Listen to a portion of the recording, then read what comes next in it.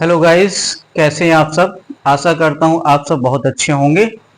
Guys, आज से हम 12th मैथ स्टार्ट कर रहे हैं। टॉपिक है हमारा सततता एवं अवकलनीयता। ठीक है, हमारा टॉपिक क्या है? सततता तथा अवकलनीयता, कंटिन्यूटी एंड डिफरेंशियबिलिटी। ठीक, तो इसके हम पहले फार्मूले देखेंगे, उसके बाद फिर हम इसके प्रॉब्लम करेंगे। तो आइए महत्वपूर्ण कुछ प्रश्न देखते हैं। फार्मूले क्या है हमारे? Limit x tends to zero sine x upon x, ये कितना होता है? 1। अच्छा, ये जो फार्मूले हैं इनको हम प्रूव कर सकते हैं, लेकिन हमें अभी प्रूव करने की जरूरत नहीं है। केवल और केवल हमें क्या करना है? इनके मान याद करना है, जो हमें हमारे जो प्रश्न दिए होंगे वहां पे ये क्या होंगे? यूज होंगे। तो आइए देखते हैं।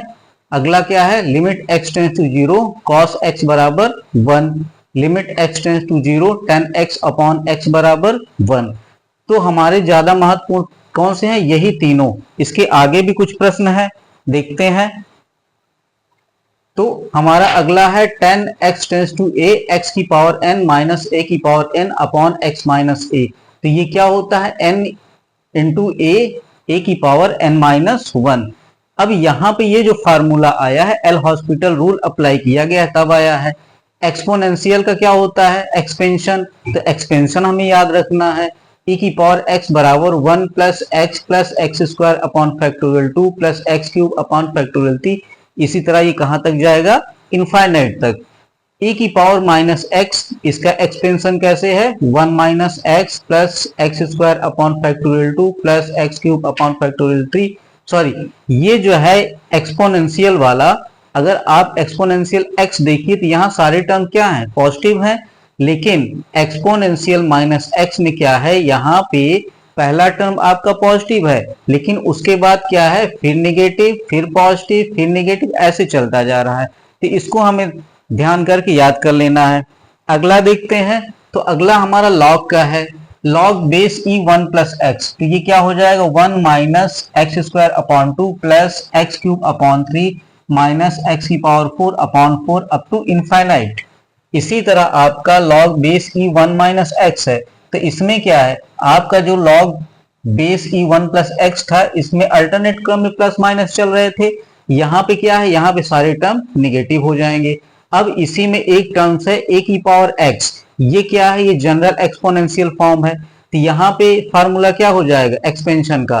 1 plus x log a plus x square upon factorial 2 log a का whole square plus x cube upon factorial 3 log a का होल क्यूब, ऐसे अप टू कहां तक जाएगा?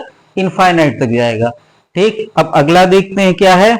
अगला हमारा साइन एक्स का एक्सपेंशन दिया है। तो देखिए x minus x cube upon factorial 3 plus x की power 5 upon factorial 5 minus x की power 7 upon factorial 7 up to infinite, ये चला जा रहा है। इसी तरह cos x का है, तो क्या हो जाएगा? 1 minus x square upon factorial 2 plus x की power 4 upon factorial 4 minus x की power 6 upon factorial 6 up to infinite.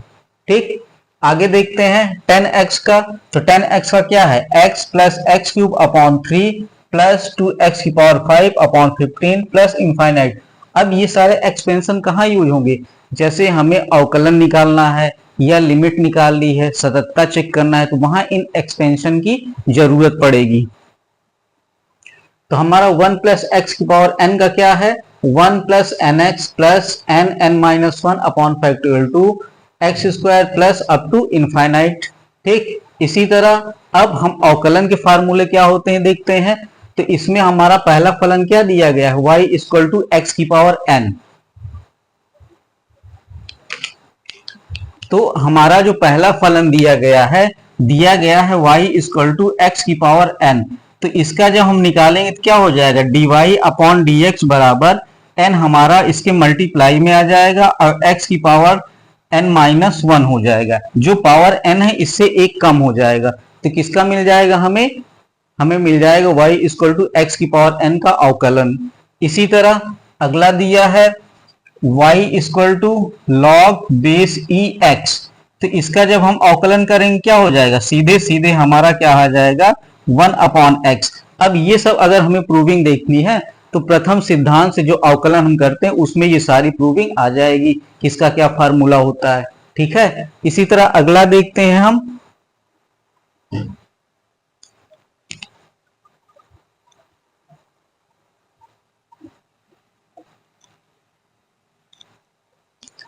तो अगला हमारा क्या है, देखिए y इक्वल टू सी।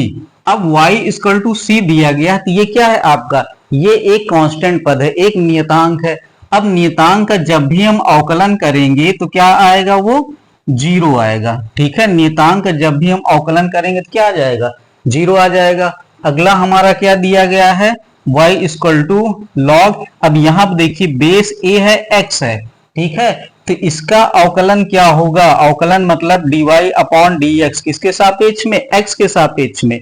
तो x के सापेक्ष में सीधे सीधे 1 अपॉन x हो जाएगा, और यहाँ जो बेस e है और a इधर आ जाएगा।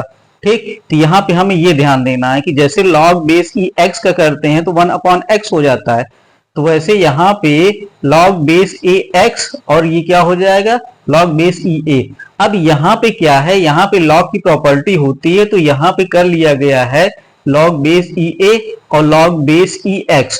तो ये पूरा टर्म कांस्टेंट हो गया, log बेस ई ए, और log बेस ई x का क्या हो जाएगा, 1 अपॉन x आ जाएगा।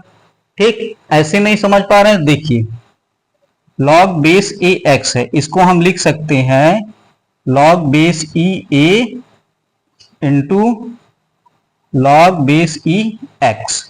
ठीक, अब इसका जब हम dy अपॉन dx निकालेंगे, dy अपॉन dx जब इसका निकालेंगे तो हमारा ये पद कांस्टेंट है, इसका हमने अभी पढ़ा था, क्या हो जाएगा 1 अपॉन x log बेस ई x। तो ये ऐसे आ जाएगा। ठीक है, आगे देखते हैं।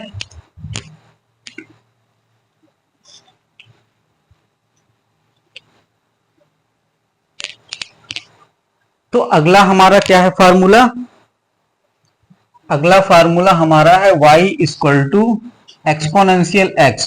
तो इसका जब भी हम अवकलन करते हैं x के सापेक्ष में तो हमें e की पावर x ही मिलता है।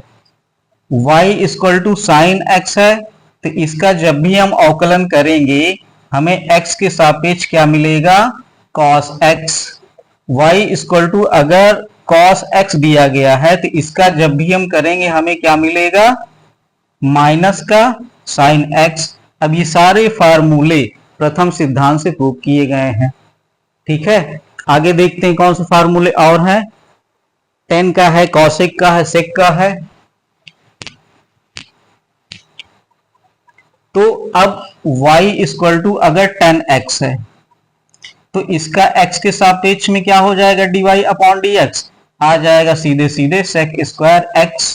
इसी तरह y इक्वल टू अगर cosec x है, ठीक है, तो इसका क्या हो जाएगा, dy upon dx equal to minus का cosec x और cot x। ठीक, इसी तरह y इक्वल टू अगर sec x है तो इसका क्या हो जाएगा, dy अपॉन dx